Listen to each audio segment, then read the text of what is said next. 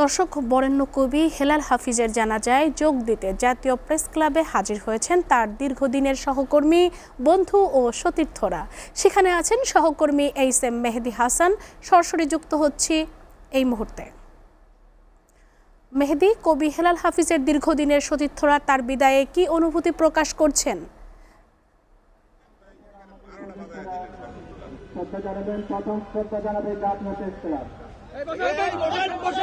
এইমাত্র কবি হেলাল হাফিজের এই জানাজা, দ্বিতীয় জানাজা, সেটি সমাপ্ত হলো এবং জাতীয় প্রেস ক্লাবে যার কবির প্রিয় প্রাঙ্গণ, সেই কবির প্রিয় প্রাঙ্গণেই মূলত তার মরদেহ নিয়ে আসা হয়েছে প্রায় আধা ঘন্টা আগে।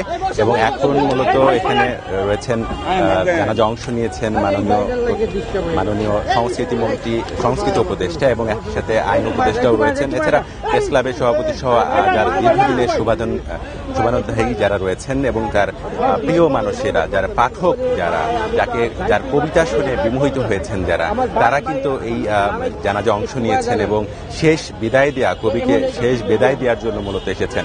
আমরা দেখতে পাচ্ছি যে তার ভাই কথা বলেছেন তার কবি সম্পর্কে এবং তার স্মৃতিচারণা করেছেন এবং তার দ্বিতীয় জানাজা শেষে মূলত নিয়ে যাওয়া হবে বুদ্ধিজীবী কবরস্থানে এবং সেখানেই মূলত তার দ্বিতীয় জানাজা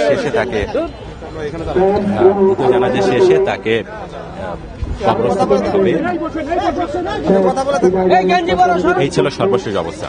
এখন আমরা দেখতে পাচ্ছি যে তাকে ফুলেল শুভেচ্ছায় সিক্ত করা হচ্ছে। বিভিন্ন যারা রয়েছেন তারা মূলত এখন ফুলেল শুভেচ্ছায় কবিকে সিক্ত করছেন।